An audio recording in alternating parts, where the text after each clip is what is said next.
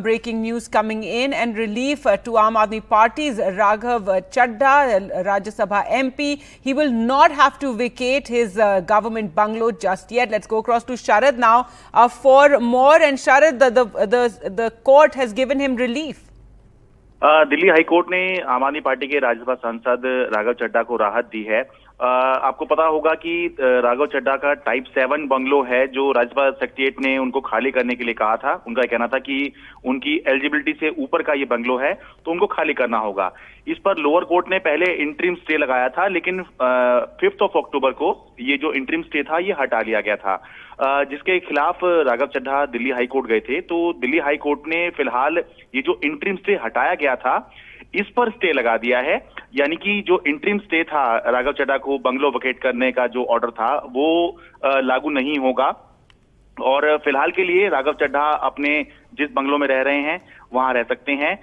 एक तरह से ये जो स्टे है ये तब तक लागू रहेगी जब तक जो ट्रायल कोर्ट है, यानी कि जो पटियाला हाउस कोर्ट है, इस मामले में जब वो ट्रायल करेगी और राघव चड्ढा जब इसमें अपना सबमिशन करेंगे तो उस पर जो ट्रायल कोर्ट फैसला जब करेगी तब तक के लिए जो इंटरिम स्टे हटाया गया था, वो जो ऑर्डर था इंटरिम स्टे हटाने का वो हटा लिया गया है। यानी कि राघव चड्ढा को फिलहाल अपना जो टाइप 7 बंगलो है दिल्ली के पंडारा रोड पर वो फिलहाल खाली नहीं करना होगा। एक बड़ी राहत है आम आदमी पार्टी लीडर के लिए।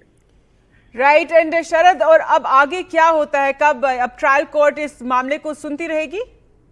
हाँ बिल्कुल, देखिए हुआ ये था कि पिछले इसी साल की बात है जब अप्रैल में राघव चड्ढा गए थे दिल्ली की पटियाला हाउस कोर्ट में, तो पहले कोर्ट ने स्टे लगाया था और उसके बाद में अब अप्रैल में स्टे लगाने के बाद में, इंटरिम स्टे लगाने के बाद में 5 अक्टूबर को ये इंटरिम स्टे हटा लिया था। लेकिन अभी क्योंकि ट्रायल नहीं हुआ है और राघव चड्ढा ने जो अपनी दलील दी थी उसमें एक तो सिक्योरिटी रीजंस उन्होंने बताए थे और उन्होंने ये भी कहा था कि मुझे टारगेट किया जा रहा है, जबकि और बहुत सारे फर्स्ट टाइमर एमपी जो हैं उनको भी उनकी एलिजिबिलिटी से ऊपर के बंगलो मिले हुए हैं।